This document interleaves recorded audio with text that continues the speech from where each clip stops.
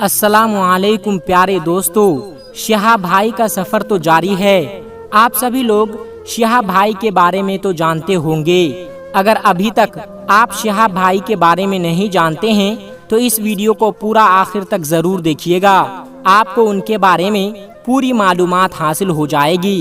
दोस्तों, जैसा कि शहाब भाई केरला से पैदल हज करने के लिए सऊदी अरबिया जा रहे हैं, उनके हौसले को देखकर लोग उनसे मोहब्बत कर रहे हैं। लोगों के दिलों में उनके लिए मोहब्बत पैदा हो चुकी है। शहाब भाई की एक झलक देखने के लिए सबके दिलों में उनके लिए बहुत ज्यादा इज्जत है। और हो भी क्यों ना, इतना बड़ा काम जो कर रहे हैं, पैदल हज पर जाना कोई छोटी बात नहीं है, ये एक बहुत बड़ी बात है। इस पैदल हज पर जाने के लिए शहाब भाई को कितना खर्चा आया होगा, आज की इस वीडियो में हम आपको जरूर बताएंगे। और दोस्तों, शहाब भाई से मुतासिर होकर दो और लोग हैं जो हज के लिए हिंदुस्तान से पैदल सऊदी अरबिया निकल पड़े हैं। तो बात करते हैं उन दो लोगों के बारे में। ये दोनों कौन हैं, कहां से हैं, उनका क्या नाम है, क्या उनके पास सऊदी अरबिया जाने के लिए परमिशन, पासपोर्ट, वीजा वगैरह है या नहीं, और क्या ये लोग पैदल सऊदी अरबिया जाएंगे और जिस देश से गुजरेंगे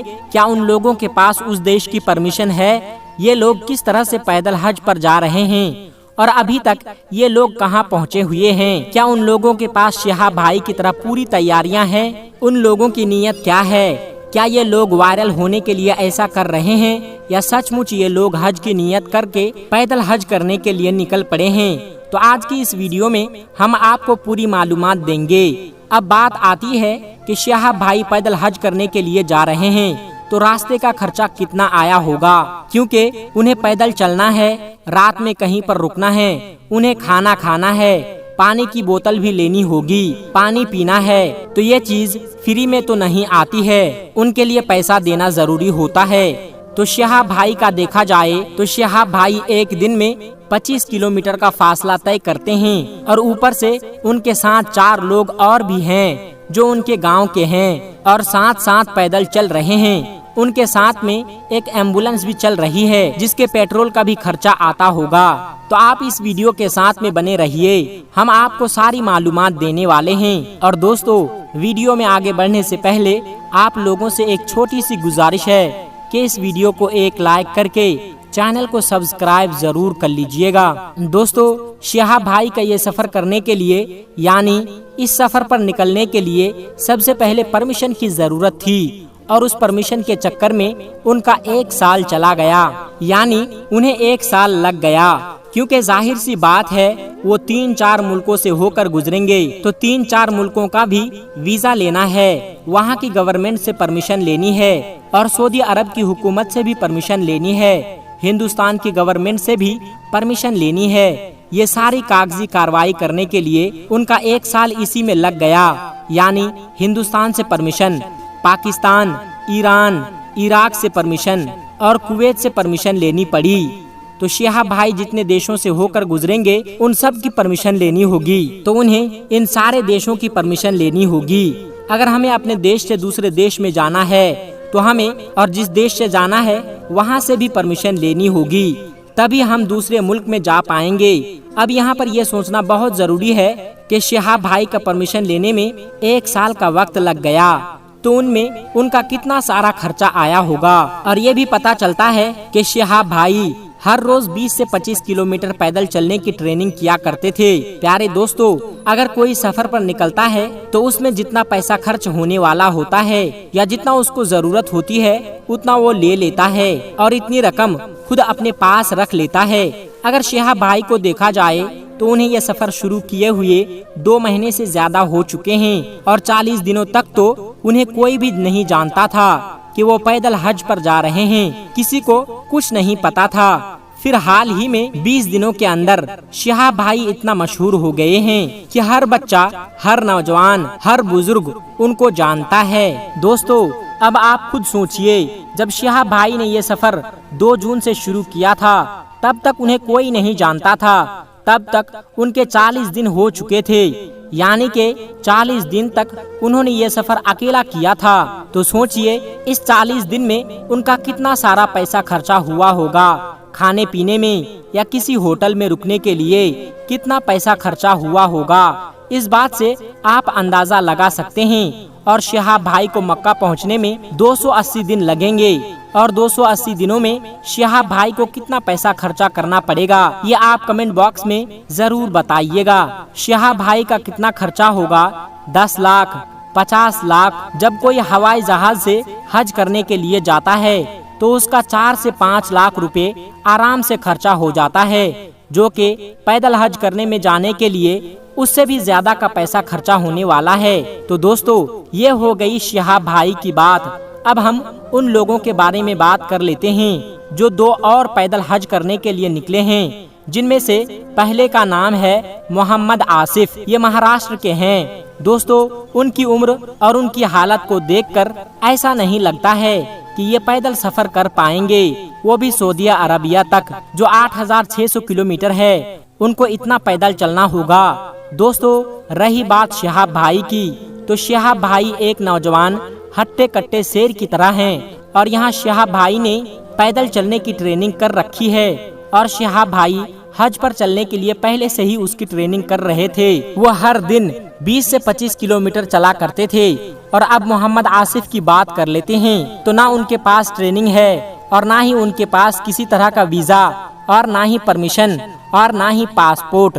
यानी कि दोस्तों, एक वीडियो में उन्होंने खुद बताया है कि मेरे पास कुछ भी नहीं है, मैं पैदल हज करने के लिए निकला हूँ, पीछे से वीजा आ जाएगा। दोस्तों, अब बात करते हैं जब उनके पास कोई परमिशन वीजा नहीं है और ना ही उनके पास कोई पासपोर्ट है। दोस्तों, हम आपको बता दें कि जब ये हिंदुस्तान से गुजर रहे होंगे, या तो उन्हें बीच रास्ते में पुलिस पकड़ लेगी और उनको सजा भी हो सकती है, या तो अगर बीच रास्ते में पुलिस नहीं पकड़ती है तो जब ये हिंदुस्तान होते हुए पाकिस्तान की तरफ जाएंगे, जब ये वाघा बॉर्डर पर पहुंचेंगे तो वहां पर जो मिलिट्री होती है उन्हें वहीं पर रोक देगी और फिर से उन्हें वापस हिंदुस्तान की तरफ भेज देंगे, या तो उन्हें कोई सजा भी हो सकती है। क्योंकि दोस्तों, जिस तरह से शिहाब भाई ने अपनी तैयारियां की थी, जिसके लिए उन्होंने 1 साल पहले से ही हिंदुस्तान गवर्नमेंट से, फॉरेन अफेयर मिनिस्टर से परमिशन लिया था और दूसरे देशों से जैसे कि Pakistan, Iran, Iraq, Kuwait, Saudi Arabia से परमिशन लिया था कि उनके देश से होते हुए सऊदी अरब में इंटर कर जाएंगे। अब बात करते हैं मोहम्मद आसिफ भाई की, तो उनके पास ना कोई परमिशन है और ना ही कोई वीजा है।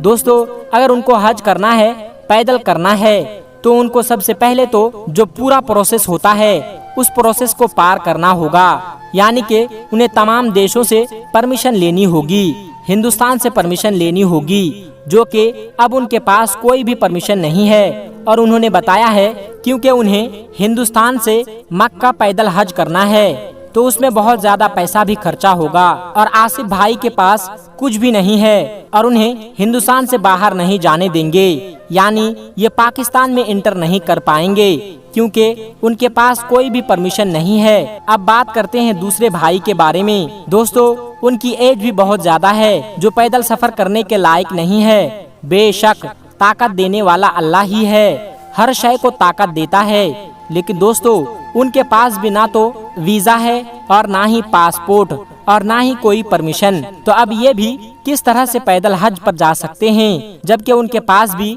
ना तो गवर्नमेंट की परमिशन है और ना ही उनके पास वीजा और पासपोर्ट है और किसी भी देशों की परमिशन नहीं है, जैसे कि पाकिस्तान, ईरान, इराक। तो उनके पास भी कोई परमिशन नहीं है।